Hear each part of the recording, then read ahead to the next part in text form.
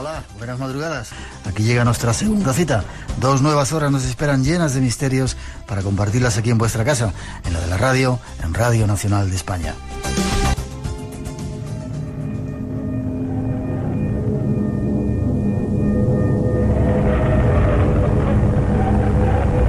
Desde hace unos años, parece como si un pacto de silencio se hubiese formado sobre el mundo de los ovnis.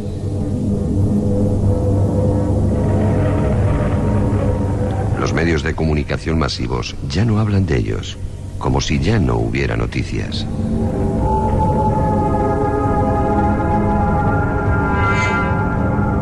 Sin embargo, la actividad continúa y, según cuentan, las visitas son continuas.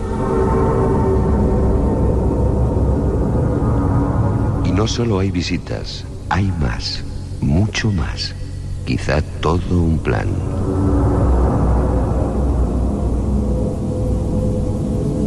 Nuestro invitado es un experto en el tema. Junto a él, analizaremos el misterio.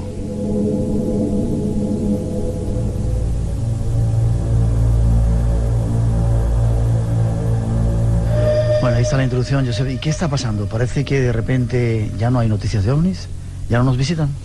Yo no estoy nada de acuerdo con eso. Nos visitan y tal vez más que nunca.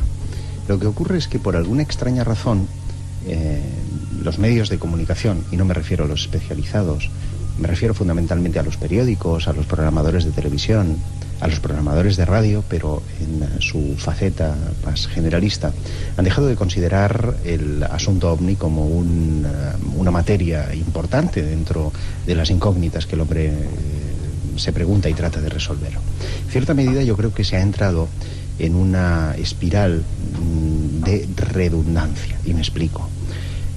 No deja de explicarse siempre lo mismo. Luces que se ven en el cielo, platillos que se ven aquí y allá, fotografías de mayor o menor credibilidad, pero no se ha avanzado al paso siguiente, que sería el esperado, ese contacto masivo o una prueba irrefutable de que los extraterrestres están ya entre nosotros.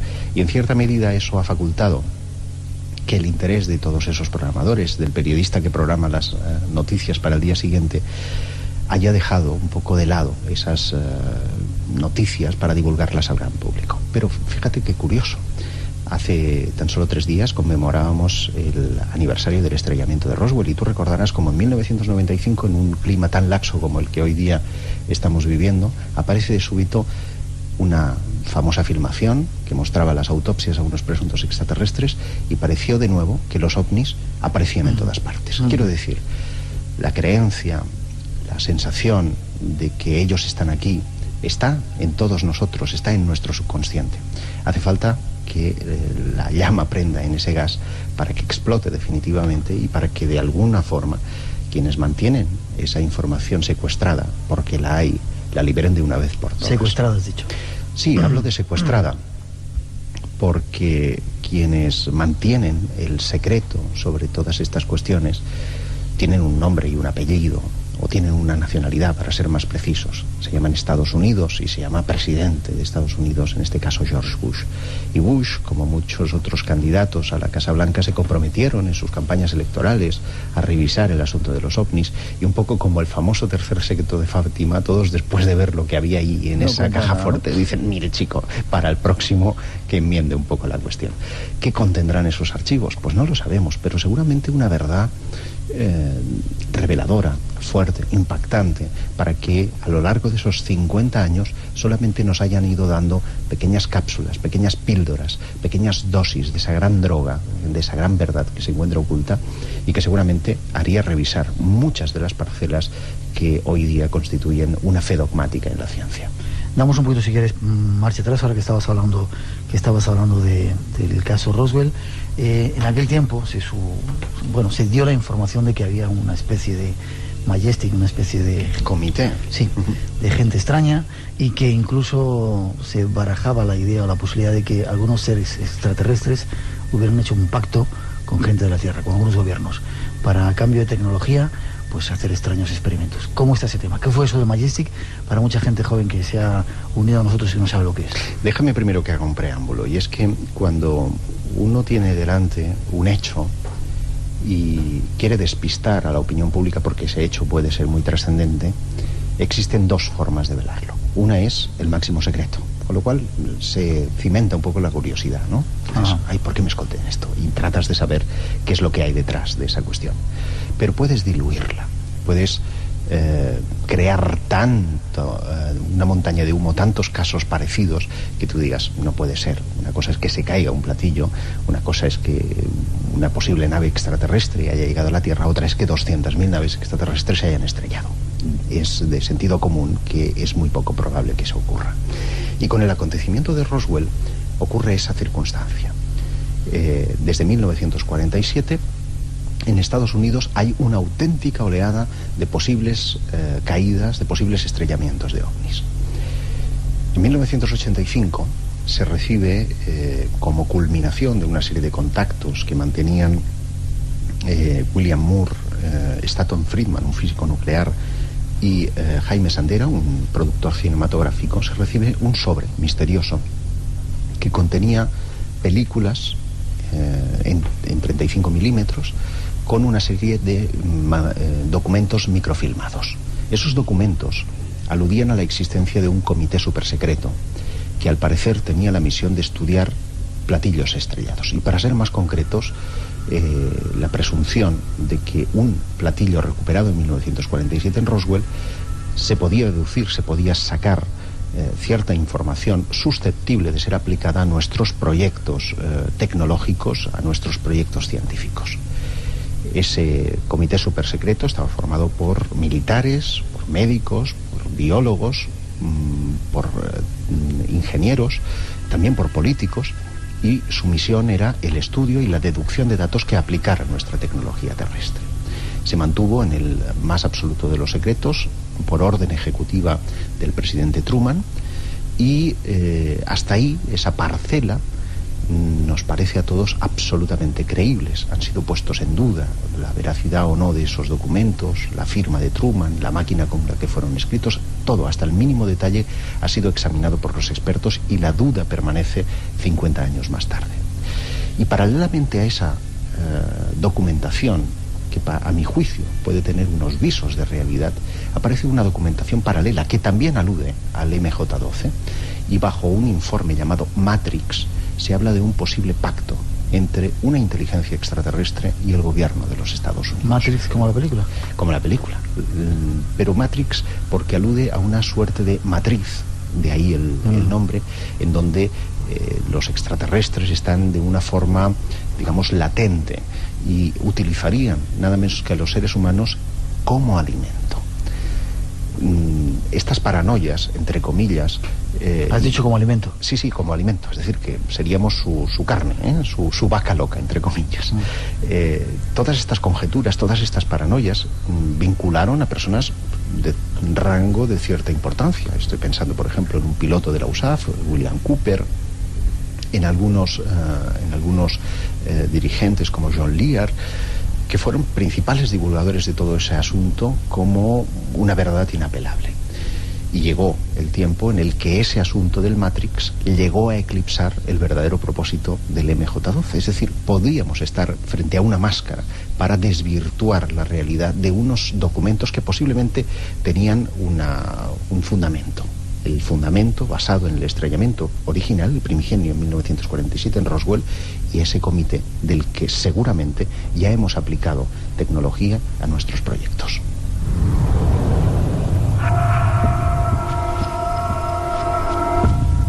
Decían también, Josep, que gran parte de esa tecnología que viene en ese supuesto ovni estrellado se había utilizado, y has acabado diciendo algo parecido. Sí. ¿Crees que ha sido así? Sí, sí. El chip, los aviones estos de la serie Steel triangulares y mucho más. Hace un par de años mantuve correspondencia con el físico nuclear Stanton Friedman, que fue el que estuvo en el ajo al principio de todo este asunto, y veladamente me insinuó que cuestiones como el rayo láser, como la tecnología de invisibilidad de ciertos aviones, podían haber sido inspirados precisamente en la nave capturada en Roswell. Y nada menos que para conmemorar el 50 aniversario del estrellamiento de Roswell, un coronel de la Fuerza Aérea Norteamericana llamado Philip Corso dio a conocer en un libro titulado Day After Roswell, el día después de Roswell, detalles inquietantes de cómo se había aplicado toda esa tecnología. Hablaba, por ejemplo, del láser, hablaba de la tecnología del ordenador, cómo de repente en 1947 se abandona la investigación de los componentes vegetales, fundamentalmente en la elaboración de los condensadores y de la circuitería de los ordenadores, de los chips, y se pasa al silicio, que era absolutamente una novedad. Es decir, todas las líneas de investigación apuntaban en otro sentido. ¿Por qué ese cambio brusco? Precisamente los inventores de esa cuestión obtuvieron el premio Nobel, y nada menos que trabajaban en la base donde presuntamente fueron trasladados los restos del ovni de Roswell. Se dice que el F-117A, ese avión invisible de forma triangular que ha participado en tantos conflictos bélicos que hemos visto desgraciadamente por televisión, ha sido una tecnología inspirada también en ese platillo, como el del bombardero B-52 y muchos otros ingenios tecnológicos que seguramente a nadie se le había ocurrido pensar que se trataba en efecto de una tecnología proveniente de otro mundo. Si es verdaderamente así o no, nunca lo sabremos, salvo que esos archivos a los que aludíamos al principio se abran definitivamente y podamos conocer la gran verdad. ¿Se van a abrir? Yo lo veo todavía improbable. Existen toda una serie de plazos, como tú bien sabes, para que una determinada información sea desclasificada. Ha habido una oportunidad magistral de que esto ocurriera con todo el asunto de Roswell, y a pesar de las muchas iniciativas parlamentarias llevadas a cabo para pedir la apertura de los archivos, nunca se ha pasado de lo que ya sabíamos. Nunca se ha obtenido un documento adicional, algo que nos aportara una pista de mayor calibre a lo que más o menos todos conocemos por los medios de comunicación, o lo que se han encargado de escarbar los investigadores en su encuesta personal sobre el terreno. En consecuencia, yo te diría que o mucho cambian las cosas, o mucho se prepara la humanidad para ese gran salto, o realmente nunca conoceremos la verdadera dimensión del problema. Entiendo de todas maneras que lo que sí está haciendo los Estados Unidos, y en épocas muy concretas esto va en aumento, es una sistemática campaña de sensibilización, ya sea a través del cine, ya sea a través de noticias de prensa, ya sea a través de pequeños comentarios o rumores. Internet está siendo en este sentido un caldo de cultivo de nuevos ensayos de manipulación, en cierta medida, de la información, que es digno de poder estudiar. Y todas esas cosas apuntan a que puede existir esa campaña sistemática de concienciación. Cuando estos hombres consideren que estamos preparados, tal vez se nos abran los archivos.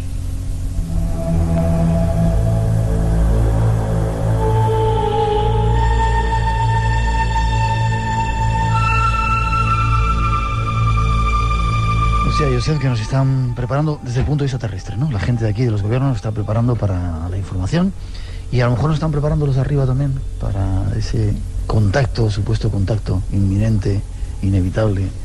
Eso es algo que yo no puedo asegurar, pero sí aseguran, por ejemplo, los contactados, ¿no? Esas personas que aseguran establecer una comunicación, un diálogo con esas entidades que nos estarían visitando. Pero yo te diría, ¿con cuál de ellas? Porque hay muchas que nos visitan, hay muchas que nos visitan. Si tenemos que hacer caso a las descripciones que se nos hacen de los seres, y si tenemos que hacer caso a la variedad de morfologías y de formas que han sido descritas a lo largo de todos estos años. Parece una especie de broma, o parece una especie de juego maquiavélico por parte de la realidad que se nos manifiesta. Yo siempre he pensado que tal vez lo que se nos está manifestando no es únicamente extraterrestre. Aquí pueden entrar en acción otras dimensiones, pueden estar entrando en acción otros planos, y también una cierta preparación por parte del individuo. Quiero decirte, cuando hablamos de contactados, no estamos hablando única y exclusivamente de un producto físico, no estamos hablando única y exclusivamente de objetos de chapa y perno. Estamos hablando de algo que parece cobrar vida, parece en ocasiones tener conciencia propia, y parece en ocasiones estar tan próximo a nosotros que no necesita de un espacio intergaláctico que cruzar para venir a saludarnos y abrirnos la conciencia.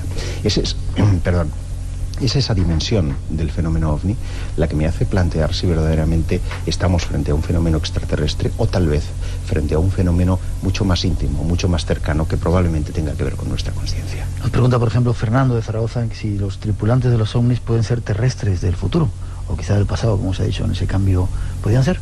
Esta es una de las hipótesis que se ha planteado y que con mayor o menor éxito ha ido coleando a lo largo de los años de esta reciente disciplina que llamamos ufología.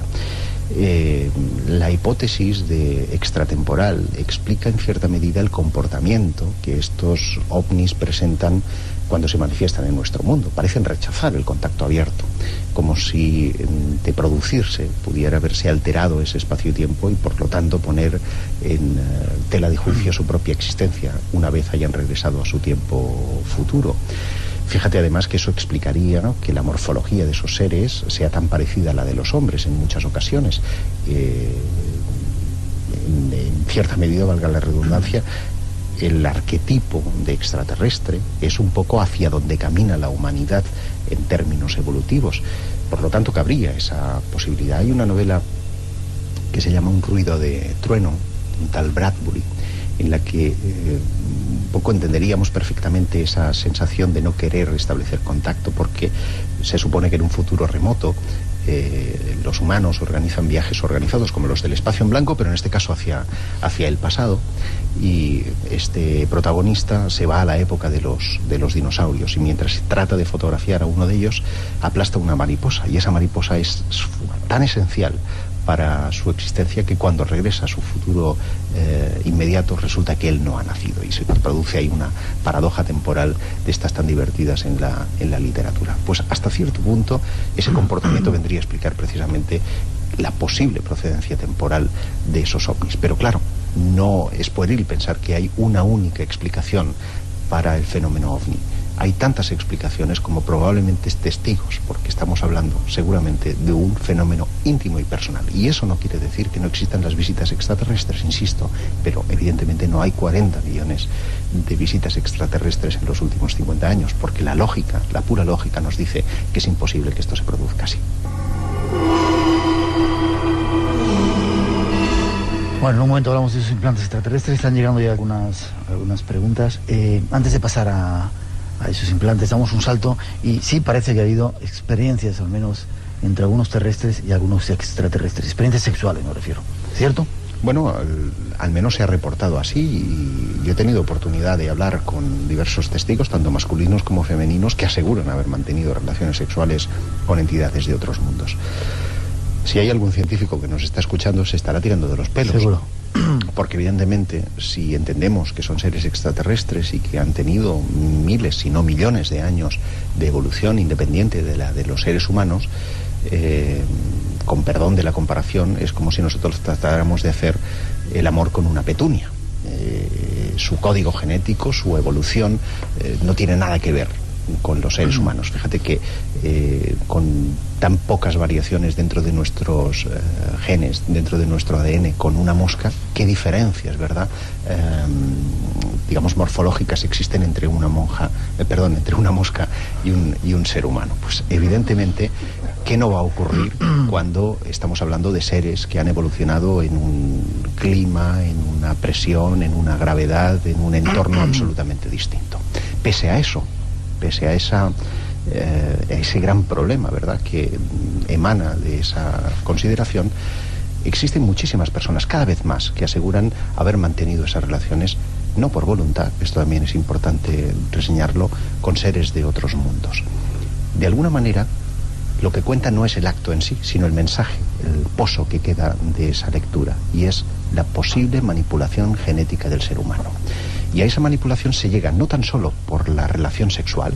Podríamos contar aquí los clásicos de Antonio Villas-Boas. Me gustaría que contaras alguno, porque quizá no lo conozcan, ese brasileño Antonio Villas-Boas, que estaba tranquilito y de repente llegó. Es uno de los primeros casos, digamos que cuando se empieza a hablar de abducciones, cuando se empieza a hablar de posibles secuestros con extraterrestres, que esto ocurre después de divulgarse el caso de Barney y Betty Hill, ese matrimonio mixto que regresaba de unas vacaciones y fue secuestrado en plena carretera por unos seres de aspecto antropomórfico, pero con la cabeza mucho más grande, mucho más bajitos en tamaño.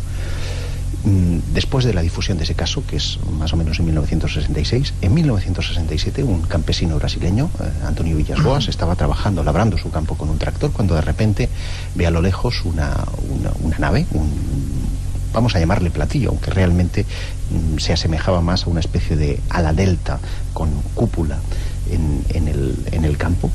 Es secuestrado, es llevado a su interior. Allí él describe una sala que denomina cómicamente como sala de inculcación, en la que es puesto en una... Sí, porque habla de la implantación, en este caso de un microaparato. Es colocado encima de una camilla, reconocido, y posteriormente entrará en la habitación lo que él llama una muñercita, una mujercita. Esta mujer es más bien pequeña, de aspecto completamente humano, rubia, de ojos azules, vamos, un bombón, pero extraterrestre, y en este caso le pide hacer el amor. El hombre se excita, como lo haría con cualquier otra mujer. Previamente ha sido, digamos, que lavado con una especie de líquido ámbar, y mantiene una relación sexual con esta hembra, quien le señala el vientre como diciendo que su fruto va a ir precisamente hacia las estrellas. Este es el primer relato que trasciende de posibles relaciones sexuales, y a medida que han ido pasando los años, estas relaciones se han ido tornando más asépticas, es decir, no ha sido necesario la cópula, sino que en muchas ocasiones, los casos modernos, por ejemplo el de Deborah Tomei, que ha sido conocida en el mundo entero con el seudónimo de Katy Davis, y que es la protagonista del libro de Bud Hopkins titulado Los Intrusos, llegó a ser madre de alquiler en 9 ocasiones distintas. Supuestamente engendraba seres híbridos entre extraterrestres y humanos para ser trasladados a su posible planeta. La explicación a todo este enigma, según los expertos norteamericanos, es que esta raza que nos estaría visitando no tiene capacidad para procrearse a sí mismo, y estaría tratando de crear una raza híbrida entre humanos y extraterrestres para asegurarse su longevidad, su procreación. Nos puede parecer muy fantástico, insisto, pero lo sorprendente es cuando uno profundiza y se da cuenta que en muchos casos esos embarazos son reales. Te voy a contar un caso investigado en carne propia, y que probablemente conozcas, porque además es una tierra que tú has viajado muchísimo y que siempre te ha acogido maravillosamente bien, Canarias. En la isla de Las Palmas, una mujer que por razones obvias voy a guardar en el ¿enfermera? Anonimato. No, es una amiga de la enfermera, para entendernos. Ya. Mantuvo una serie de contactos sexuales presuntamente en sueños. Insisto en esto, presuntamente en sueños. Sin embargo, esos sueños tenían ciertas peculiaridades, que es que cosas de su entorno se veían o movidas o transformadas, etcétera, etcétera, etcétera. Sin haber mantenido relaciones en los últimos meses, relaciones sexuales, esta mujer queda embarazada. Yo dispongo, en este caso, de las ecografías que demuestran que la mujer estaba efectivamente embarazada. Y sin embargo, ella mantenía no haber mantenido relación sexual alguna. El embarazo se perdió al tercer mes. Es decir, no llegó a constituirse, en este caso, el embrión. Se quedó única y exclusivamente en lo que podría ser el protoembrión, y realmente nunca sabremos lo que podía haber dado a luz o no. ¿Pero abortó o lo perdió? Abortó espontáneamente, ya, que es algo muy común en un 70%. Muchas mujeres en su primer embarazo pueden perder precisamente el fruto de su unión. Pero curiosamente, para mí lo sorprendente es que existían esos sueños en los que se vinculaba la presencia extraterrestre con el hecho de un embarazo no deseado. Sugestión. Si fuera sugestión, no hay posibilidad de que la persona quede embarazada. Muchos psiquiatras, muchos psicólogos hablan en cierta medida de que se trata de embarazos psicológicos, pero eventualmente se han podido, en este caso, registrar ecografías y se han podido registrar embarazos físicos, con lo cual siempre nos queda esa duda permanente. Curioso. Damos un paso más adelante. Después de esos contactos hay implantes, una serie de cuestiones raras que meten en el cuerpo. Después de esa introducción nos lo contamos.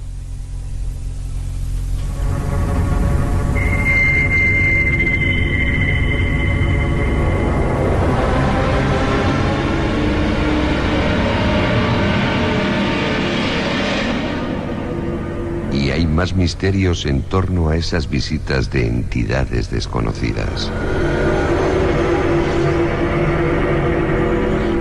Las extrañas pruebas realizadas con seres humanos que han sido reportadas en todo el mundo.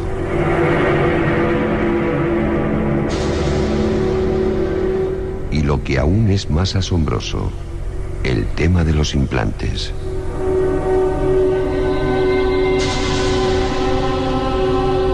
Muchos seres humanos han visto cómo sus cuerpos, después de un contacto con estos extraños seres, ha aparecido con un extraño implante.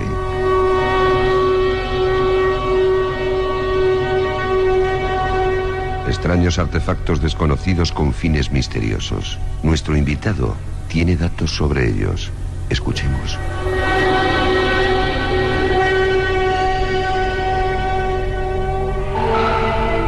Estoy pensando en los implantes y leyendo unas cuantas preguntas que nos han llegado ya. Pero bueno, cuéntanos qué es eso de los implantes y luego te paso una pregunta. Te decía que en la medida que el tiempo ha ido pasando, los contactos han sido cada vez más asépticos, aunque desde el principio se ha detectado una misma conducta por parte de los abductores, de los secuestradores, y es que hacen un profundo reconocimiento médico a la persona que han secuestrado, y cuando es puesta en libertad, muchos de ellos narran cómo a través de las fosas nasales, en la nuca o en las extremidades, se les ha introducido algo, una aguja que al parecer contenía en su punta alguna suerte de microaparato, en algo que muchas veces los propios captores le dicen que es un aparato de monitoreo para controlar a esa persona que posteriormente es puesta en libertad y no recuerda absolutamente nada de lo que ha ocurrido en el interior de esa estancia en la que ha sido examinado. Esos implantes han podido ser eventualmente rescatados. Uno de los principales especialistas mundiales en esta materia es el señor Derrell Sims. Él forma parte de un equipo médico que trabaja en Miami para una universidad y que ha logrado recuperar, por decirlo de algún modo, buena parte de esos implantes. Yo mismo los pude sostener hace unos años. ¿Los has visto? En mi mano, de los más variados tamaños, formas y también composiciones. Y es asombroso el método mediante el cual los detecta. Te decía que se trata de implantes subcutáneos y son sensibles a la luz negra, a esa luz de las discotecas, ¿verdad? Ahora quiero imaginar a muchos de los jóvenes que vayan este fin de semana a mirarse los brazos y las piernas con la luz negra. Al parecer esos objetos son brillantes. Se detectan a través de esa luz, y eso es suficiente para que el doctor Derrell Sims someta a hipnosis al sujeto, rescaten parte de la información de cómo han sido secuestrados y cómo se ha producido en este caso la implantación, y mediante técnicas quirúrgicas el doctor Leir extrae esos materiales.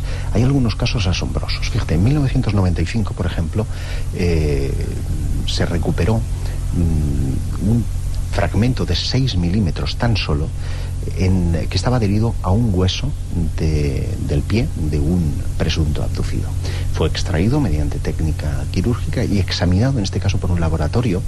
El análisis costó la friolera de $22.000, una auténtica fortuna, y fue suficiente para afirmar que la composición, te explico de memoria, hierro, calcio, había fósforo, etcétera, varios materiales,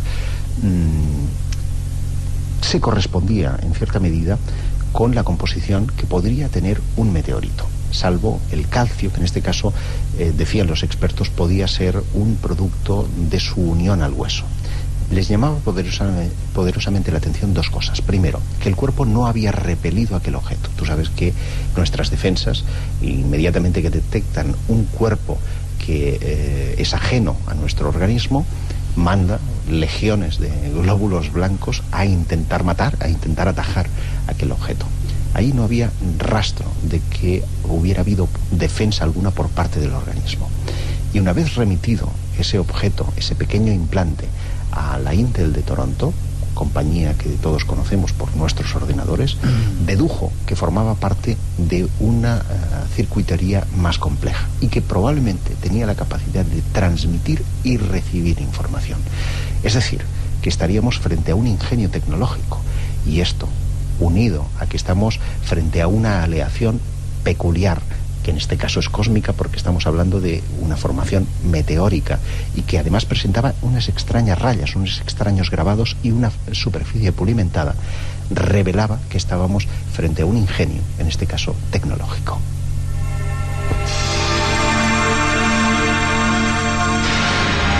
Vamos por partes y nos lo explicas un poquito mejor. Casos donde haya habido ¿Y cómo surge? ¿De repente son abducidos, raptados estos seres? ¿Cómo es la secuencia? ¿Qué pasa? La secuencia es siempre la misma en todos los casos. Es muy aburrido estudiar casos de abducciones porque en general parecen hechos todos por el mismo patrón.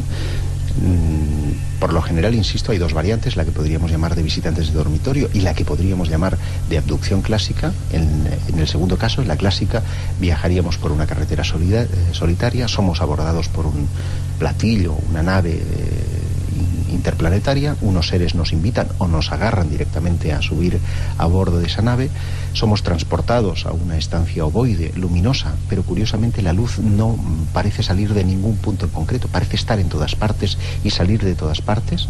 Hay una mesa central, una mesa camilla, en la que son tendidos los abducidos, examinados por uno o dos presuntos médicos intergalácticos.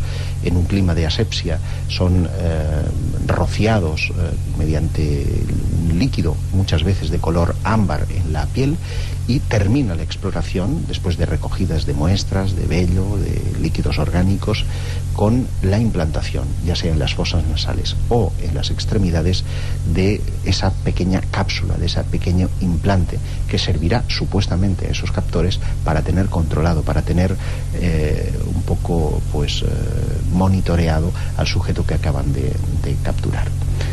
La mayoría de ellos renovarán ese implante a lo largo de los años. ¿Lo van cambiando? Hay un estudio maravilloso hecho por la doctora Van Kelev, que demuestra cómo muchos de esos sujetos fueron secuestrados a la edad de 8 años y posteriormente, en fases muy concretas de su vida, han regresado para renovar ese implante, como si existiera un plan sistemático de conducta y de observación de todos los especímenes, un poco como lo que hacía nuestro añorado Félix Rodríguez de la Fuente cuando se iba a explorar animalitos a algunas zonas.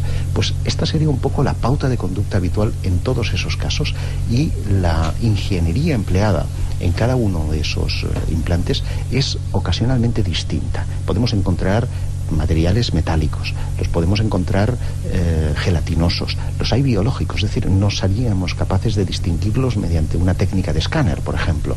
Hay casos, por ejemplo, el del conocido escritor Whitley Strieber, pasó un poco a la fama tras su libro Comunión, una experiencia personal vivida en su propia carne con las inteligencias venidas del espacio.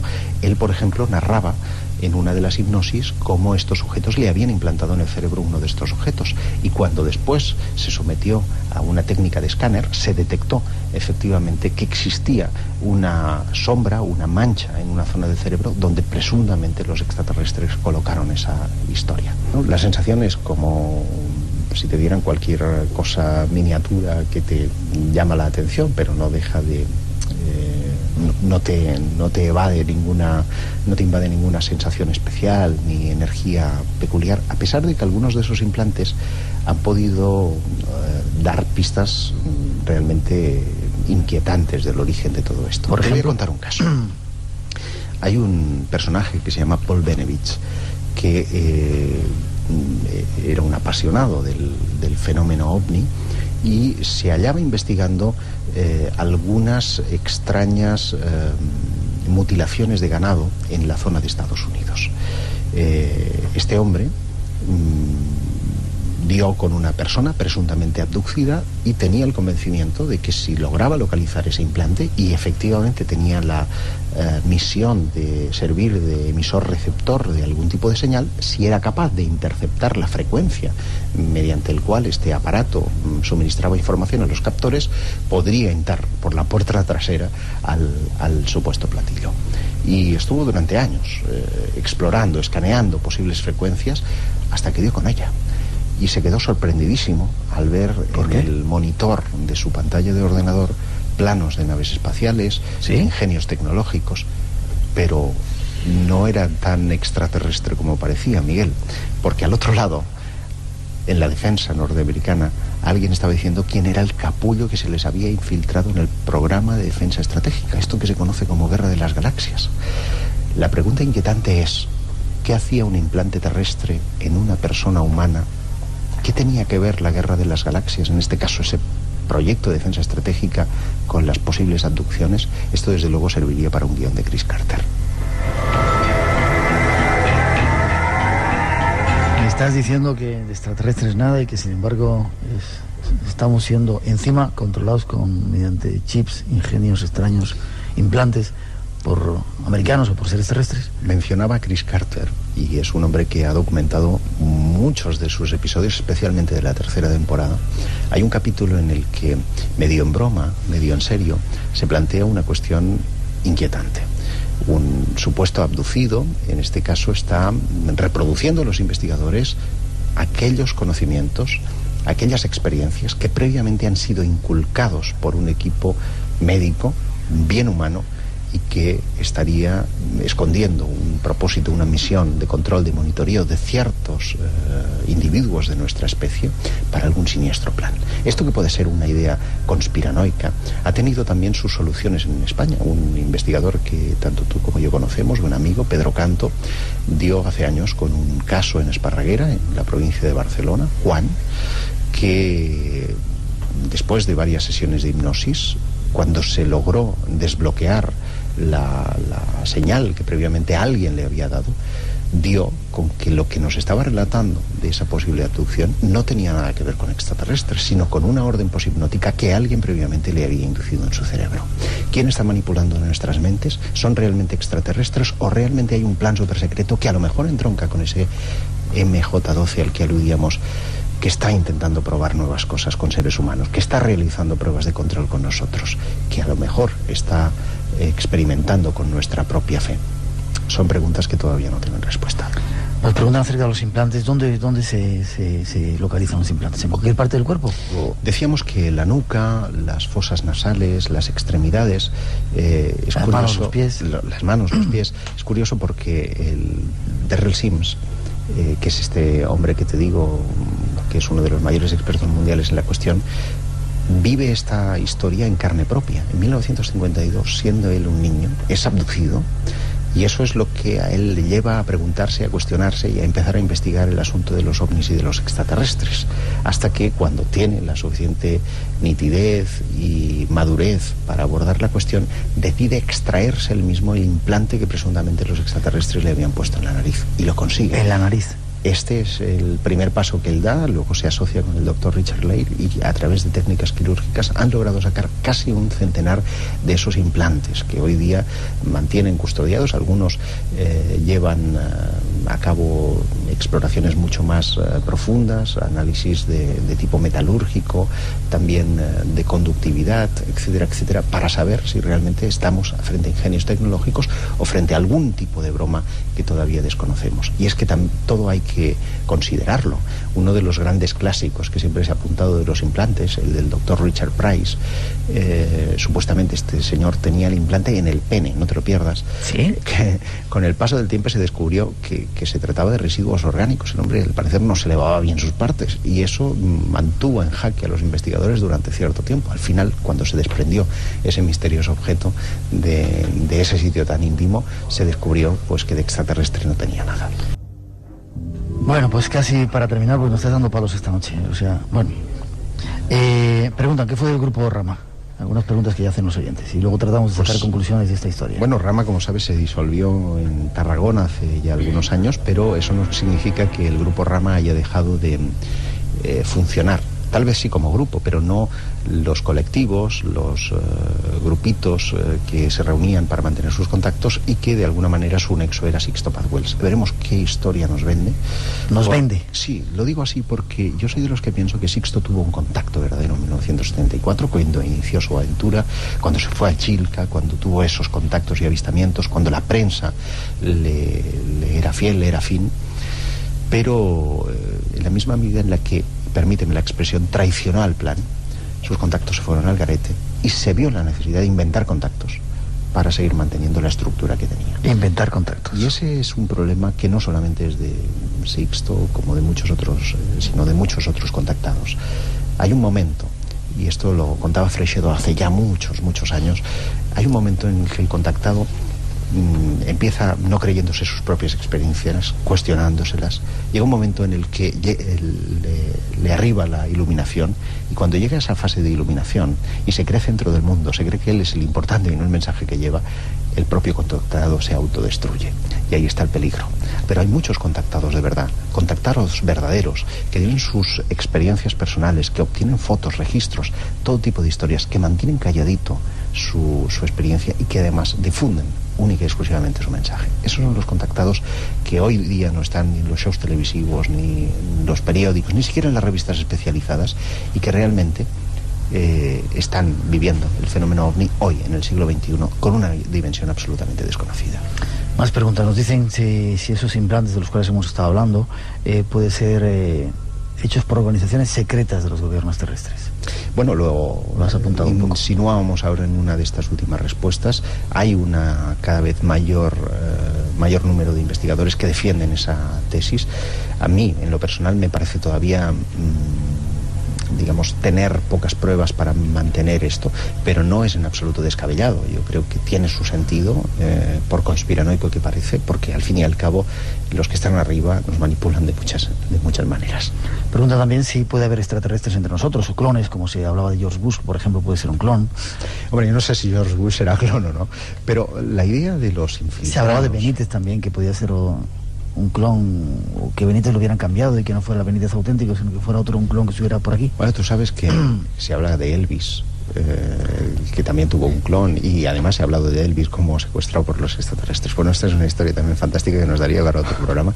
Hombre, yo creo que infiltrados como tales pueden haberlos. Tú sabes que yo he estado rastreando profundamente uno de los asuntos que me ha apasionado, que es el de Friendship. Que por aquí nos preguntaban, que lo vamos a dejar de nuevo para otro programa con Josep. Que nos hablan precisamente de seres que ya están aquí entre nosotros, con apariencia humana y con una misión muy concreta, y que además hacen gala de una tecnología y de unas dotes que podrían ser calificadas de extraterrestres.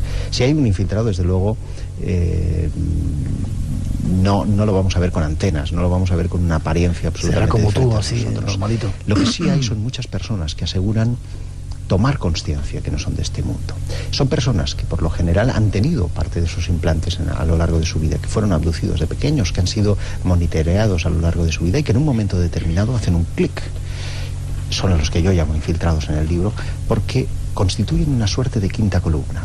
Sabes que esta es una expresión muy nuestra, muy de la guerra civil, porque cuando Madrid estaba siendo asediada por el Frente Nacional, en este caso se consiguió vencer el asedio porque había los quintacolumnistas, las personas que estaban dentro infiltradas y que a la orden del levantamiento iban a servir desde atrás. Ese término es perfectamente aplicable a los abducidos. ¿Quién nos dice que sea quien les abduzca, sea humano o extraterrestre, no tienen una orden ahí metida en esos implantes para que en un momento determinado, cuando merezca la ocasión, se levanten en contra de los seres humanos? Curioso.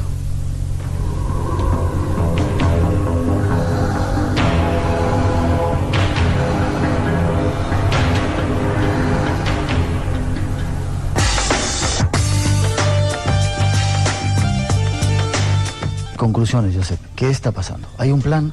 ¿Nos están acostumbrando? ¿Es todo mentira y no hay extraterrestres ni Cristo que lo fundó? A ver, son muchas cosas. Son opiniones personales. Esto no es ciencia ni dogma. Yo creo que sí existen los extraterrestres que han venido aquí, probablemente sigan viniendo y seguramente vendrán. Su propósito lo ignoro.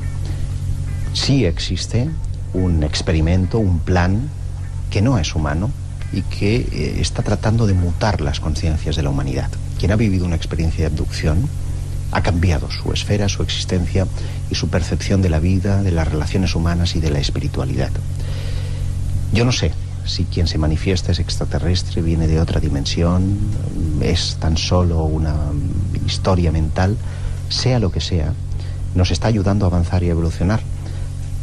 Desde el punto de vista incluso más negativo, porque muchos de ellos explican que esta experiencia es traumática, hay un estudio muy bonito en el que se hace referencia precisamente estadísticamente a quienes han transformado hacia positivo, han sabido transmutar esa experiencia, y en un 80% de los abducidos lo consiguen.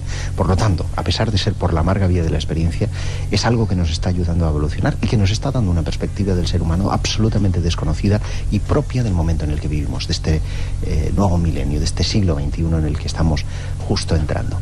Por lo tanto, habrá que estar atento, porque sí coincido con los veteranos que decían que las abducciones van a ser la clave que nos ayude a resolver el fenómeno ovni, aunque seguramente no busquemos extraterrestres de chapa y perno, no busquemos ovnis físicos, seguramente vamos a tener que entrar en la parcela más espiritual del ser humano.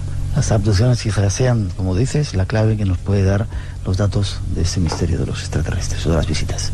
Josep, gracias. Te emplazo en otro momento para seguir hablando del tema, seguir investigando sobre toda esa serie de personajes que hay por ahí, y gracias por estar con nosotros. No hay de qué. Un abrazo a vosotros.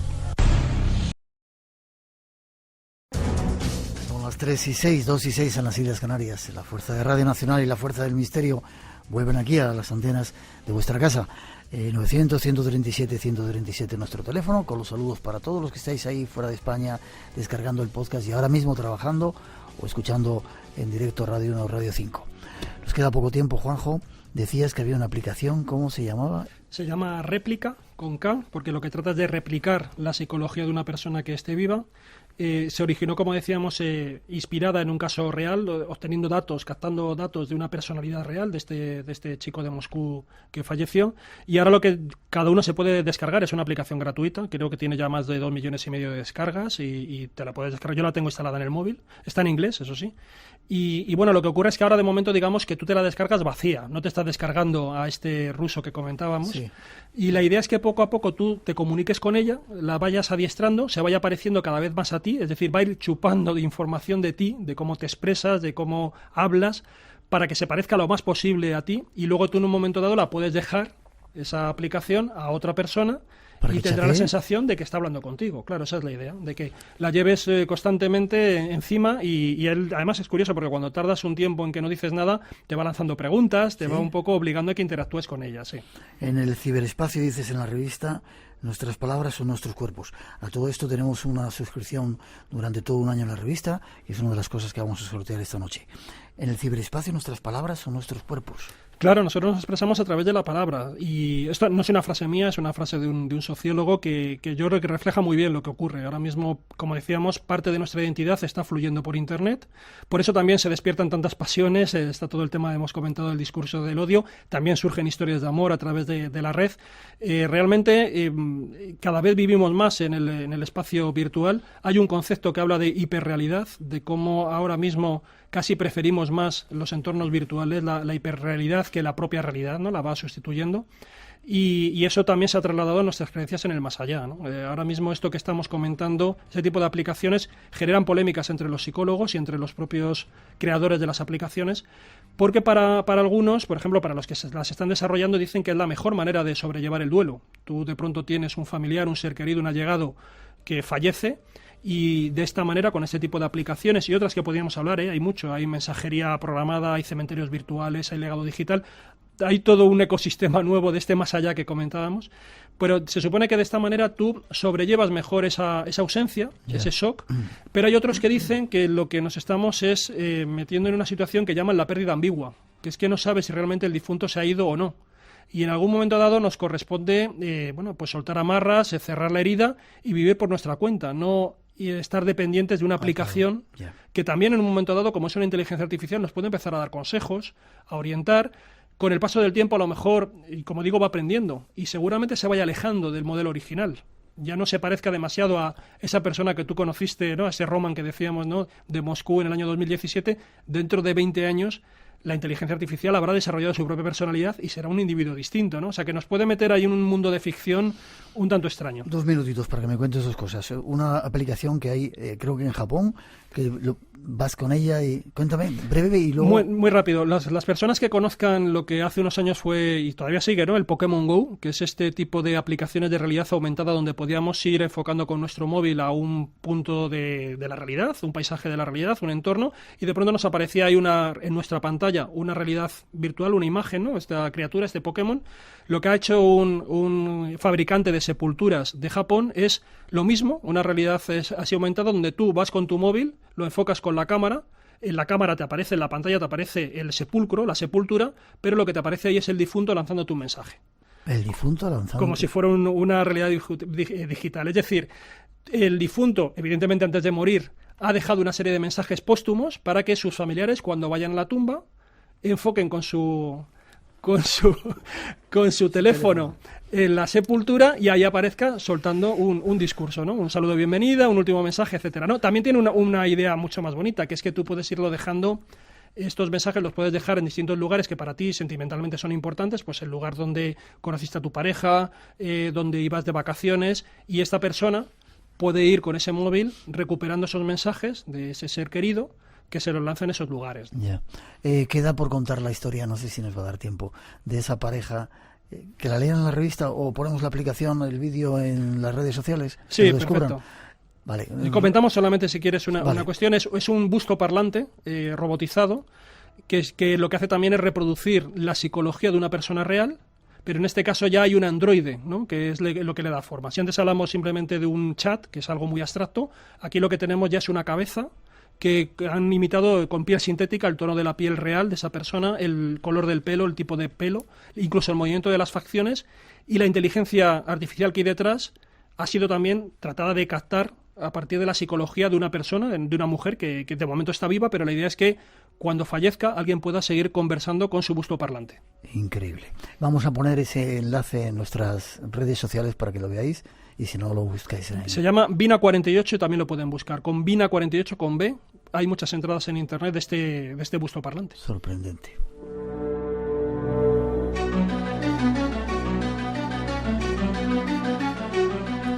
Juanjo, muchas gracias. ¿No será que nos estamos olvidando realmente de vivir y estamos virtualizando toda nuestra existencia, que a lo mejor es una equivocación?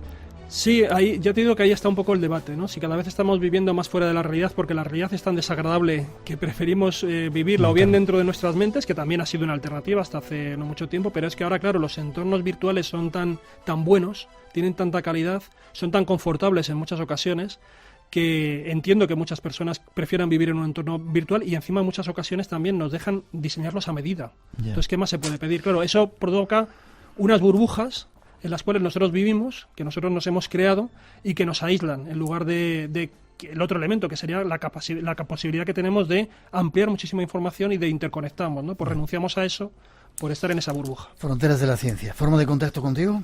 Bueno, pues a través de, por ejemplo, de Facebook, es Juan José Sánchez Oro Rosa, son mis apellidos, y luego la revista, pues por fronterasdelaciencia.com, ahí tenemos también todo lo que son nuestros correos de la redacción, correo mío, y para todo lo que quieran estamos ahí a disposición de los oyentes. Gracias y enhorabuena por ser tan valientes de sacar en este tiempo una revista en papel y no virtual, para que la podamos tocar y sentir. Espero volver a verte, te deseo lo mejor. Cuando tú quieras. Gracias. Muchas gracias. Gracias. 3:13, 2:13 en las Islas Canarias. Seguimos adelante con un poco de información de nuestra próxima salida, y enseguida viene David Cuevas a contarnos cosas increíbles, ya veréis.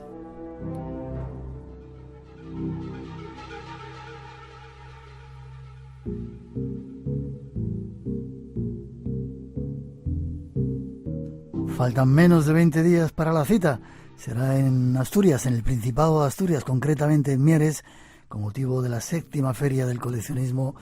Miguel Martínez es, entre otros, uno de los responsables de este acto. Buenas noches, Miguel. Muy buenas noches, Miguel. ¿Qué tal? Ya queda poco, ¿eh? Poquito, cada vez con más nervios. Ya son muchos años, pero siempre están ahí esos nervios del estreno, de llegar ahí. 7ª Feria del Coleccionismo. Dime el lugar, Pavé. Bueno, pues en el pabellón, en el recinto ferial de Mieres, al ladito del Hospital Albert Builla y del centro comercial, así que no hay ninguna pérdida. Y bueno, pues un recinto ferial guapísimo, muy grande, que la gente va a encontrar fácilmente. Vale, lo que sí me asombra, la otra vez que estuvimos, y yo creo que fue la primera o la segunda, hace ya unos cuantos años, decenas de miles de personas van a ver esa feria del coleccionismo. Muchas. Además, desde la última vez que estuviste hasta ahora ha crecido mucho en aspecto de, en todos los aspectos, y la verdad es que estamos muy contentos con esa recepción de la gente, y nosotros encantados de siempre, cada año, llegar a alguien más, a un poquito de público más, y que se animen a venir, ¿no? Además, este año con todo lo que tenemos... Qué bien que vaya creciendo. Además, este año con un aspecto solidario también.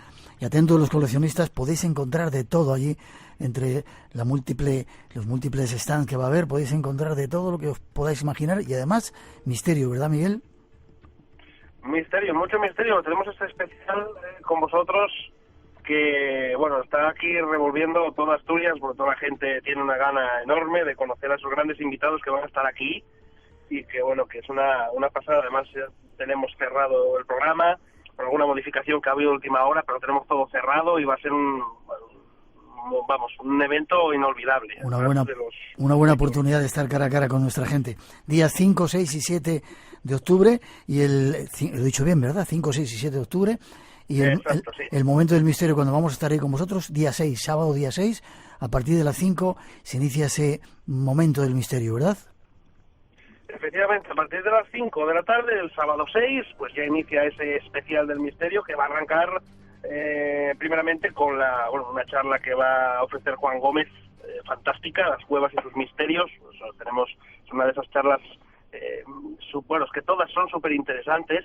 Y claro, tenemos ahí al gran Juan Gómez con todas esas publicaciones que ha hecho y todas esas investigaciones, que va a ser sin duda un tema que va a traer mucha cola. Después, eso será a las 5. Y luego a las 6 tenemos la charla, que esta sí que es interesante, y es que ya solamente el título, así es más allá, Miguel, con un tocayo, somos 3 Migueles, Miguel Pedrero, que bueno, sustituye a Aldo, que lamentablemente no puede estar en los compromisos, pero que bueno, evidentemente Miguel va a poner el listón altísimo con un tema que a todos yo creo que nos interesa mucho y que siempre nos llama la atención, ese más allá, ese misterio que habrá más allá, ¿no? Uh-huh. ¿Tenemos otros 2 personajes más? Y todavía tenemos, efectivamente, a continuación, porque esto no para, tenemos esta charla con Mariano Fernández Urresti, en este caso los templarios y los enigmas de las catedrales, también ahí todo el tema de los templarios, Santo Lial, estos temas tan interesantes, con otro grande como es Mariano.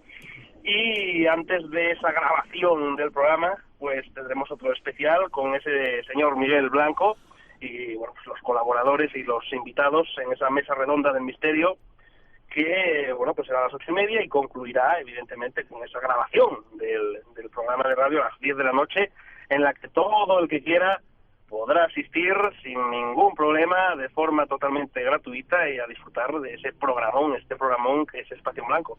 Día 6 de octubre, ahí tenemos un encuentro con el misterio en Mieres. Miguel, forma de contacto, forma de escribir también la entrada para ver la feria y todo lo demás. Muy sencillo, en la propia página feriacoleccionismo.com, tal cual suena, está toda la información, todos los enlaces. Vamos actualizando con todas las novedades referentes a este y otros asuntos, porque siempre van cambiando algunas cosinas, y ahí pueden encontrar nuestra web, nuestro Facebook, mi teléfono incluso, el teléfono de cada uno de los apartados, no hay ningún problema. feriacoleccionismo.com, ahí nos podéis encontrar y adquirir todos los pases para toda la feria y para todas las actividades. Enhorabuena por el trabajo, daos prisa, a nuestros oyentes lo decimos, si queréis asistir a la feria para conseguir una entradita para esas jornadas del misterio, para ese especial misterio, y luego nos vemos por la noche en el Espacio en Blanco. Fuerte abrazo, enhorabuena contigo por el trabajo, nos vemos prontito en ese lugar, el Principado de Asturias, esa tierra mágica de nuestro país. Nos vemos, Miguel, un abrazo para todo el equipo, para ti y para todos. Hasta pronto, tocayo. Hasta pronto, amigo, hasta pronto.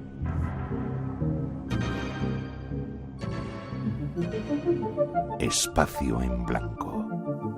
Tu cita con lo desconocido. En Radio Nacional. Con Miguel Blanco. El misterio continúa.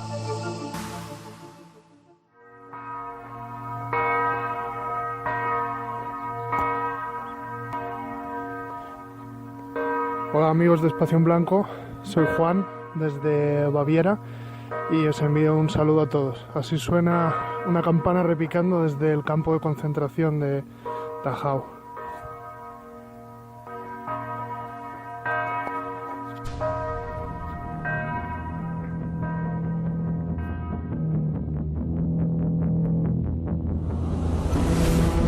Oyentes que nos escuchan desde diferentes partes del mundo, tenemos, ¿sabéis?, un mensaje desde la selva de Chiapas, de los antiguos lacandones, mayas lacandones ahora, que ya verás qué curioso. Buenas ¿Qué noches. Me dices? Hola, buenas noches. ¿Cómo estás? Pues muy bien, aquí de vuelta. Me alegro. Hoy, bueno, por culpa o gracias a que el otro día contaste que querías testimonios, vienes cargado de testimonios de nuestros oyentes a los que les han pasado cosas absolutamente increíbles. La verdad es que sí, hay que agradecer a los oyentes de Espacio en Blanco la gran acogida que hemos tenido con ese llamamiento. Queríamos casos y madre mía, ostras la de casos que nos han llegado, Miguel. Y lo más interesante, no podemos contarlos todos por cuestión de tiempo, iremos contando varios de ellos en las próximas semanas, pero hemos querido hacer un acopio de 3 casos que nos han llamado la atención principalmente porque son extremadamente recientes. Son inéditos, no se conocen, nuestros oyentes nos los han confiado a nosotros, pero tuvieron lugar hace muy poquito. Y como vamos mal de tiempo, si te parece, vamos a entrar ya. El contacto está cercano, ya te lo dije. No, al final va a ser verdad. Me estás empezando a convencer. El propio Vaticano ya está preparando para ello. Hablaremos dentro de poco de todo, pero no te quiero quitar tiempo. Que se lo dé a Juan 23, esto ya lleva tiempo. Pero bueno, efectivamente, el primero de los casos es muy llamativo porque tiene lugar hace exactamente una semana. Más o menos sobre estas horas, un poquito antes, un oyente de Espacio en Blanco, a eso de las 2 menos 20 de la madrugada, está esperando a que empiece Espacio en Blanco. Y entonces dice, bueno, voy a salir pues afuera, a fumar un cigarrillo, y así pues, se me hace la espera un poco más liviana a tomar el fresco, ¿no? Esto sucede en Teresa de Cofrentes, en Valencia. Esto está situado más concretamente en el valle de Cofrentes-Ayora. Y nuestro protagonista es Daniel Jiménez. Él lo que cuenta es que de repente, estando con su perra Luna, se encuentra frente a él, a muy poquitos metros, a una especie de luz a media altura, aproximadamente entre 1 y 2 metros, sobre el suelo. Claro, esto ovni, lo que se dice ovni, no tiene pinta. Más bien tiene pinta de lo que en su día luminaria, Javier Sierra, ¿no?, y Jesús Callejo acuñaron como luz popular, que es una especie de foco parecido a una especie, podríamos decir, pues como si fuera el faro de un coche o de una moto, ¿vale? Que vuela a, digamos que media altura, no muy alto, y se comporta de forma aparentemente inteligente. Bueno, pues eso es lo que ve, una luz que empieza a hacer una serie de movimientos extraños, y él lo primero que piensa es, será alguien con una linterna o alguien con un foco, porque él lo describe como si fuera una bombilla.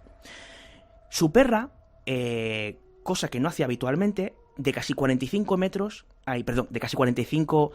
kilos, o si tiene 45 metros la perra, imagínate, ¿no? Sería la leche. Pero empieza a asustarse, baja las orejas, no se encuentra cómoda, y de repente huye por un camino que hay. Claro, y empieza a llamarle, la perra no responde, cosa que me dice que nunca pasa. Y dice, yo cada vez que llamaba a mi perra me obedece como si fuera, ¿sabes? Como si fuera un reloj. No era el caso. Algo extraño estaba pasando. El caso es que esa luz sigue moviéndose y empieza a acercarse más a él. Claro, no sabe cómo reaccionar, la luz se mueve de una forma muy rara y de repente desaparece. Y entonces él se acerca y dice, voy a ver al tipo que hay detrás de ese foco, que está utilizando ese foco. Y cuando se acerca resulta que no había absolutamente nadie. Ello describe como una especie de bombilla normal, pero guiado como por alguien invisible. Y dicen algunos expertos que esto de las luces populares puede estar asociado a muchas cosas. Hay quien puede pensar en el tema ovni, pero hay también quien lo asocia con asuntos de tipo mortuorio o espiritual. Curiosamente, un detalle que nos daba Daniel, y con esto acabo esta historia, es que él no sabe si relacionarlo con eso, a priori no lo hace, pero lo cierto es que en ese pueblo hay un castillo en el que hay una tradición un tanto macabra, ¿no? Después de lo que contaba Juanjo, seguimos un poco con esta parte un poquito macabra, ¿no? Y es que hay ciertas personas mayores que tenían la costumbre durante un tiempo de ir allí a quitarse la vida, a suicidarse, a colgarse. ¿Puede esto tener que ver de alguna forma, según el folclore de esas extrañas luces, con la naturaleza de las mismas? Yo tengo mis dudas, no lo creo. Pero bueno, es un dato que queda ahí y que abre un poquito más la posibilidad a la hora de buscar respuestas. El caso es que es una experiencia vivida por uno de nuestros oyentes. Teníamos un audio que no hemos podido poner. Ahora sí tenemos audios de las próximas experiencias, dando las gracias a todos ellos. Segundo caso. Este caso es bastante más llamativo en lo que respecta a la espectacularidad del mismo. Nos lo contaba Juan Medina, el de Sabadell, en Barcelona, pero él se encontraba junto a una serie de amigos en Mallorca. En un barco. En un barco, efectivamente, en alta mar. Y lo que nos cuenta a mí me llamó muchísimo la atención. Aquí sí que vamos a poder escuchar su voz. Y bueno, para saber exactamente lo que vieron él y 3 personas más y lo que hicieron al respecto, casi que mejor que se lo preguntamos a él. Mira, esto fue el día 11 de agosto del 2018, ¿de acuerdo? Porque 11 amigos pues nos juntamos para disfrutar de unas vacaciones en Mallorca. Salimos del puerto de aquí de Badalona, pues cerca de Barcelona. Y bueno, pues decidimos a través de un amigo que se llama David, pues en el cual es patrón de barco, pues decidimos tomar unas vacaciones para ir para Mallorca. Y más o menos sobre la 1:30, pues estamos ahí pues pendientes del resto de luces, pues por si pues, en fin, hay una colisión en el cual pues choquemos con otro barco, con otro velero o incluso con algún crucero. Pero de los 11 que estábamos de tripulantes, éramos 4 personas las que ya quedábamos despiertos debido a la hora, a la 1 de la noche más o menos, 1:30. Entonces una de las personas que íbamos, mi prima en concreto, fue la que vio la luz al horizonte, ¿de acuerdo? A la lejanía, delante nuestro. Entonces, pues saquemos que era pues un velero, otro barco, o en fin, pues una de las tantas luces que había allí. ¿Vale? Entonces, ¿qué ocurre? Que, bueno, dejamos pasar el tiempo, yo no me di cuenta, pero este familiar, esta prima mía en concreto, nos avisa de que la luz se nos dirige a nuestra izquierda. Claro, nosotros con el miedo de que tengamos ahí una colisión con este posible barco. Pero claro, barco no era porque lo veíamos demasiado alto. Noche, una luz extraña, podía ser un barco, luego se dan cuenta que no. ¿Qué más ocurre? Barco no era, al parecer. Pues lo que ocurre es que se quedan mirando aquello y de repente, pues ya sus dudas o incertidumbres al respecto de si aquello podía o no ser algo fácilmente explicable se disipa. ¿Por qué? Lo escuchamos. Esa luz en concreto lo que hace es que nos va a nuestra izquierda, y más o menos a 1 milla de distancia se pone por encima de otro velero que nos iba a nuestra izquierda, ¿vale? Y esa luz que en este momento era de color verde pasa a ser de color rojo, pero un color rojo intenso. Y dentro de lo que es la luz roja, este tipo de luz roja, es que no apreciábamos ningún tipo de estructura. No veíamos o sea, la apariencia era pues una luz, como si dijéramos una lámpara de una calle que ilumina al velero que tenía debajo.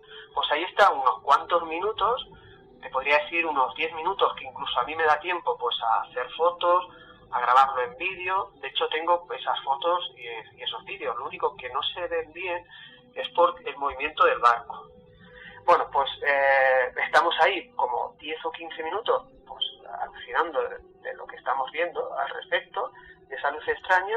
Entonces esa luz coge la dirección para atrás, dirección Barcelona, y de convertirse en una luz roja se convierte en una luz blanca y luego ya la perdemos. De hecho, cuando ya la perdimos hacia la parte trasera del barco, allí la vimos durante unos 5 minutos aproximadamente.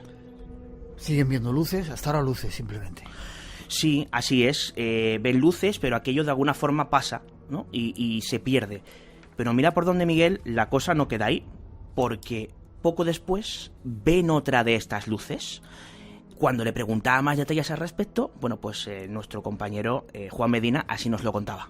Luego, ¿qué ocurre? Que sucedió lo mismo, pues a la media hora más o menos, pasó lo mismo. Nos encontramos una luz pues enfrente nuestro, de color verde aproximadamente, unos 50 metros sobre el nivel del mar, que estaría la luz aproximadamente. Entonces, hizo lo mismo, se fue hacia nuestra izquierda y se puso sobre el otro barco, también sobre el velero.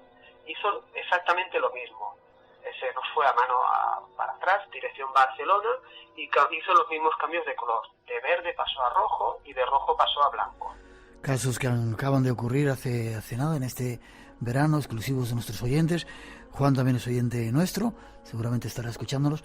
Y fíjate, deberían de contarnos los pescadores, tanto los que están en nuestras costas como los que se van un poquito más alejados de España, la cantidad de cosas que se ven por las noches en los cielos. Nos sorprenderíamos. Sí, sin embargo, Juan, y a sus amigos les pasa algo raro, ¿verdad? Les pasa algo extraño, que es lo que se conoce, y aquí en Espacio en Blanco hemos comentado varios casos, missing time, de tiempo perdido. Esto es cuando sucede uno de estos fenómenos y cuando posteriormente haces un traslado, de repente notas que falta tiempo. que hay un tiempo que no sabes, por ejemplo, un viaje que tienes que hacer en 3 horas, de repente lo haces en media o en una. ¿Dónde están las otras 2 horas, no? Esto a veces tiene una explicación, en otras es un poquito más complicado. Bueno, pues cuando me empieza a contar precisamente otro de estos fenómenos extraños que le acompañan a este avistamiento, le pregunto, y atención, Miguel, oyentes a lo que nos cuenta. Otro suceso que realmente pues a todos nos dejó un poco anonadados era la cuestión del tiempo, que nosotros teníamos previsto de llegar allí pues a las 7 de la tarde. Pues, en otros viajes que se han hecho con velero hasta Mallorca siempre se ha tardado unas 22 horas, a veces más tiempo y a veces menos. Depende también del tema del viento. En concreto nosotros todo el trayecto lo hicimos solo con el motor. Íbamos a unas 5 millas aproximadamente, unas 5 millas náuticas, o sea que no había viento, tampoco había oleaje, con lo cual esperábamos eso, que tardáramos unas 22 horas y que llegáramos allí a las 7 de la tarde. Pero a las 10 de la mañana teníamos ya la isla enfrente. Y eso fue otro de los sucesos que a todos nos dejó pues bastante extrañados. Unas 7 horas nos faltan. Espacio en Blanco, en Radio Nacional, con Miguel Blanco. Y con David Cuevas en esta parte del programa, hablando de extrañas experiencias que han vivido nuestros oyentes. 7 horas, Miguel. Sí. 7 horas. Tiempos raros. Esto es muy extraño. Esto es importante para todos los oyentes que nos estén escuchando ahora mismo y tengan acceso a Facebook, a Twitter, que echen un vistazo porque en los próximos minutos vamos a poner el vídeo que pudieron grabar. No se aprecia gran cosa, pero es muy interesante ver no tanto las evoluciones de la luz, que es muy interesante, sino los comentarios y las reacciones tanto de Juan como de sus compañeros, para que los oyentes puedan ver con sus propios ojos qué es lo que vieron precisamente en aquella extraña noche del 11 de agosto. Y vamos al último caso más sorprendente, quizás, si cabe. Bueno, si los anteriores llaman la atención, yo creo que este se lleva la palma. Sorprendente, primero por una cosa, Miguel, que a mí esto me resultó fascinante. Tú comentabas que el contacto está llegando, ¿no? Uh-huh. ¿Sabes cuándo tuvo lugar este suceso? No. El 11 de agosto del mes pasado. ¿Te suena la fecha, no? Uh-huh. Exactamente la misma que era del caso de Juan Medina. El mismo día se estaba viendo algo extraño en Mallorca y algo extraño se estaba viendo en Galicia. Nos lo cuenta Chema de Madrid, con quien pudimos estar en persona hace cuestión de un par de días, y él nos cuenta lo que junto a su familia se encuentran varados en un barco cuando empiezan a mirar al cielo. Atención, porque este caso sí que es de los que llaman tremendamente la atención y de los que a la hora de buscar una explicación quizás sea un poco más complicado. Nosotros estábamos navegando, estábamos fondeados en una playa que hay muy cerca de Portonovo, en la ría de Pontevedra.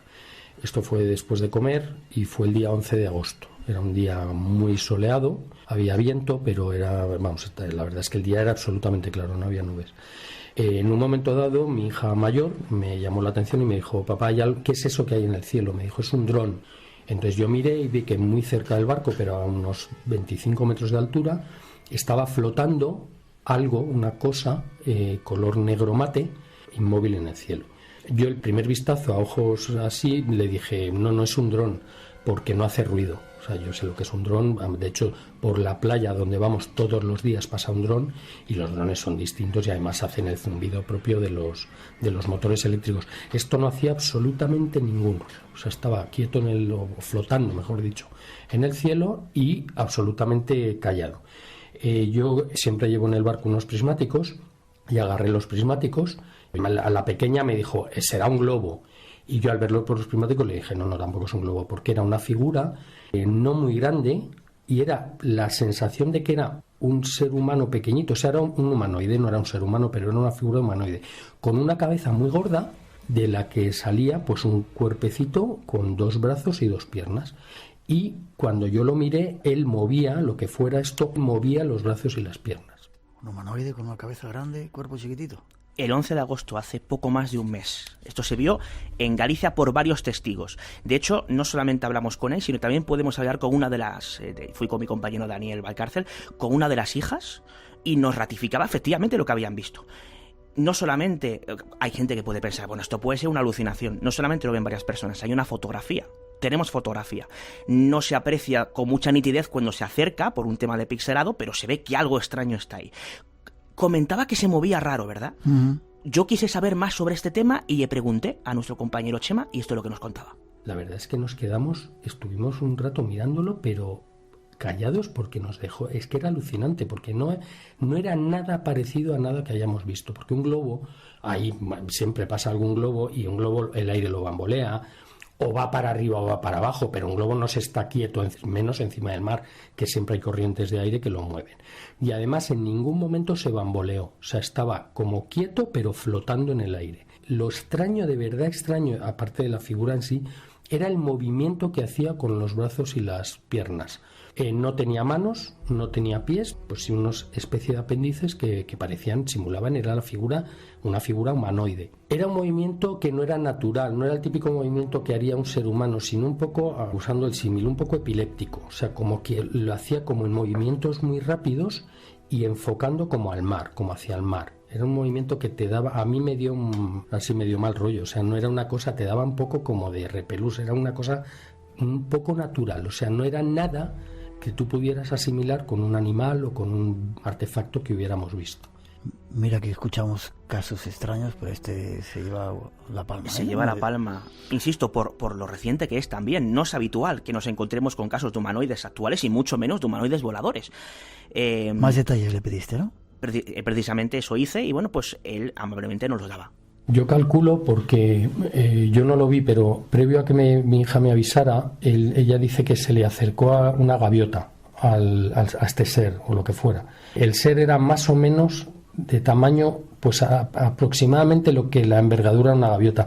Y una gaviota son grandes, pues pueden medir 80 centímetros. Yo calculo que andaría no superaba el metro. También te digo que hay otra cosa extraña, que fue que cuando yo estaba con los prismáticos, ya cuando se había alejado bastante del barco, en un momento dado, de repente como que solo aparece esta figura, pero en la segunda aparece dos figuras, una cerca de la otra, que deben estar, yo no sé la distancia que habrá, pero serán 50 metros. Bueno, seguimos mirándolo hasta que ya desapareció pues supongo que en el horizonte. En un momento dado dejamos de verlo. La pregunta es, ¿qué era aquello? Creo que se lo hiciste, ¿no? Y él da su opinión. Sí, claro. Yo cada vez que entrevisto a una de estas personas siempre pregunto, ¿no? Casi al final, bueno, ¿qué crees que era aquello?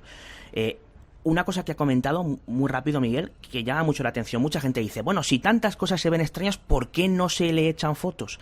Hay que entender también la reacción humana. Estás viendo algo extraño, coges unos prismáticos, ves un ser humanoide volador. Estás tan alucinado con lo que estás viendo, con las evoluciones que hace, con los comentarios de las personas que están contigo, que lo último que piensas, te olvidas, ¿no? Y puede parecer irracional, es en hacer una foto. Luego lo pensó y se la hizo de lejos. Ahora te la enseño, que la tengo por aquí. Cuando le pregunto qué cree que era aquello, bueno, pues Chema nos contaba esto. Daba más la sensación de que era un ser vivo. Lo que pasa es que yo entiendo, me oigo a mí mismo y es absolutamente absurdo, porque no hay ningún ser vivo que conozcamos que primero que flote en el aire, segundo que se mueva y tercero que tenga esa forma. A mí la sensación que me dio me dio como, yo pensaba, si se acerca al barco me da algo de miedo, o sea, porque es que era una cosa como poco natural, no sé, no te producía una buena sensación. Los movimientos eran raros, una cosa rara, muy, muy, muy extraña, algo que nunca habíamos visto.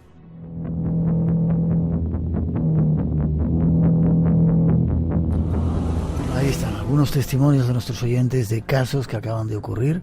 La llegada, acordaros de esos extraterrestres alienígenas con forma de medusa. David, gracias. No hay explicación, no las tenemos. No las tenemos. Simplemente ponemos el caso ahí y abrimos nuestras formas de contacto para que nos sigan contando historias, ¿verdad? Sí, esto es muy interesante porque además ellos me pedían, todas las personas con las que he hablado, que me han comentado estos casos, me decían, me gustaría mucho saber si alguien más ha visto algo parecido, porque estamos hablando de casos muy recientes, los dos, el primero del sábado pasado, los dos últimos del pasado 11 de agosto. Si alguien ha visto algo parecido, nos gustaría saber qué es. Bueno, pues una dirección de correo electrónico, davidcuevas_en_blanco@gmail.com, repito, davidcuevas_en_blanco@gmail.com, o en Twitter pueden contactar conmigo con dcuevasc de casa. Abiertos a todos los casos de nuestros oyentes que nos quieran contar, los investigaremos, trataremos de dar si hay respuestas y si no, aquí los pondremos. Gracias, David. De nada, Miguel, y no sé si darte ya razón, estoy empezando a asustarme con esto de que el contacto está cerca. Estar atentos esta noche cuando volváis a casa, por esos sitios a donde vais. Efectivamente.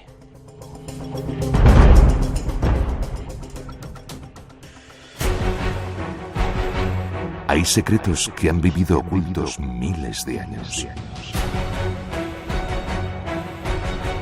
Oscuros enigmas. Conócelos en Espacio en Blanco, en Radio Nacional de España, con Miguel Blanco.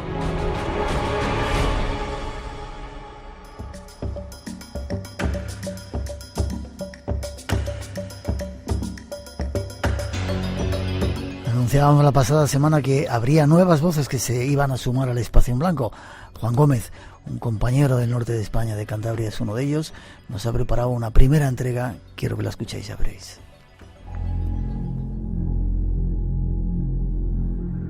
Esta noche, en el Espacio en Blanco, vamos a viajar en el tiempo al 26 de agosto de 1968.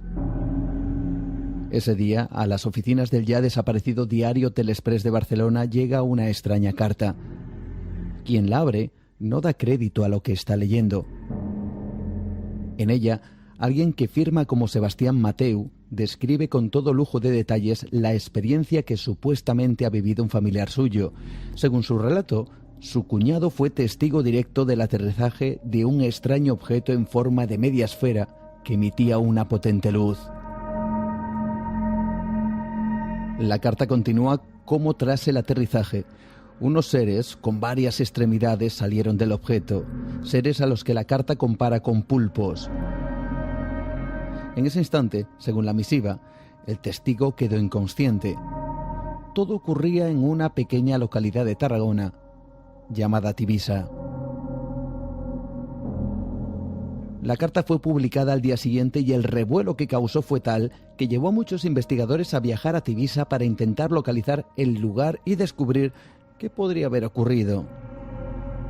Quienes hasta allí se acercaban oían historias relacionadas con brujas, aldeas malditas, luces extrañas o carreteras donde los conductores perdían la noción del tiempo, pero también se hablaba de criaturas de incierta naturaleza, parecidas a perros gigantes, perros que, según la leyenda, atacaban al ganado e incluso a las gentes del lugar para desangrarlos. La mayoría de los investigadores regresaron a casa tras recabar todos estos relatos y leyendas. Sin embargo, esta noche vamos a dar un paso más.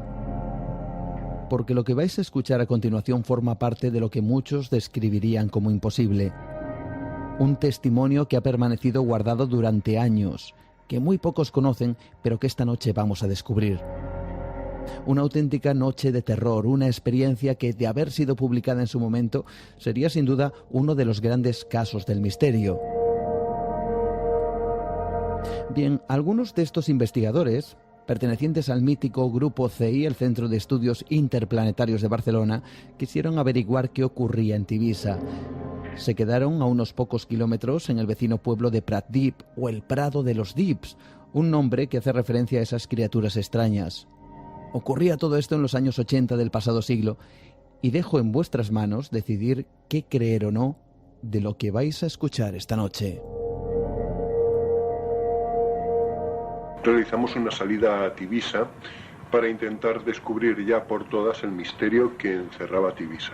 Habíamos llegado al pueblo de Pratdip. Los entendidos en esta materia pues decían que esto no eran perros, sino lo que posiblemente fueran unos dips, o chupadores de sangre. Quizá todo fue producto de un sueño. Como igualmente tampoco pudo explicar lo que él calificó al día siguiente de una pérdida de kilómetros. Esto sí que es extraño porque además en la autopista había coincidido que nos había dado el coche un número capicúa, pero con los kilómetros que habíamos realizado el día anterior, creo que me deberían de faltar entre 50 y 60 kilómetros.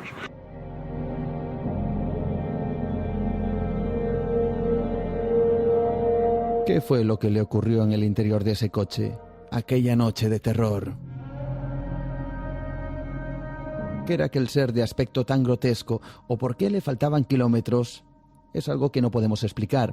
Una experiencia que, como digo, rayaría lo imposible, de no ser porque se recogió el testimonio igualmente increíble de otra persona que, coincidiendo en esas fechas, decidió acampar en el lugar junto con unos amigos. Su relato es cuando menos desconcertante, sobre todo porque coinciden varios detalles con la experiencia anterior. La verdad es que en aquellos momentos empezó a pasar una cosa que me heló la sangre en las venas. Y empecé a oír pues como un arrastrar de pisadas que se venían acercando a la tienda. A mí se me hizo un nudo en la garganta porque aquellas pisadas, verdaderamente unas pisadas como fuertes, como de alguien que pesara mucho, y que se acercó pues a la tienda. Yo la verdad es que en aquellos momentos creía que el corazón se me iba a salir por la boca porque... Si quieres contactar con nosotros, escríbenos a espacioenblanco@rtve.es. Hola, soy Fekadu en Etiopía. Saludos para el Espacio en Blanco desde Aksum, donde se custodia el Arca de la Alianza de Moisés. Os invito a todos para que visitéis el lugar, que es mágico y misterioso. Gracias y saludos. Espacio en Blanco. La madrugada del sábado al domingo a las 2 con Miguel Blanco en Radio Nacional.